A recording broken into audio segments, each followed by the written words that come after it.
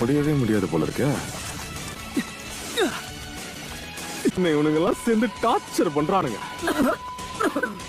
2 பேருக்கு ஒன்னும் ஆகலையே. சமாளிச்சிருவேன். என்னப்பா ஷாக் அடிச்சது போல அப்படியே துடிச்சுக்கிட்டு இருந்தா? நீ அதெல்லாம் பேசாத. நான் ஒன்னும் ஷேடோ க்ளோனை பார்த்து ஏமாந்து போகல. அப்படியா? பாத்துட்டேன். ஓகே ஷிக்கமரு, ஒருத்தி என்ன பண்ண போறோம்? முதல்ல அவங்க 2 பேரையும் நம்ம தனித்தனியா பிரிக்கணும். தனித்தனியா சண்டை போட்டாதான் அவங்கள சமாளிக்க முடியும்.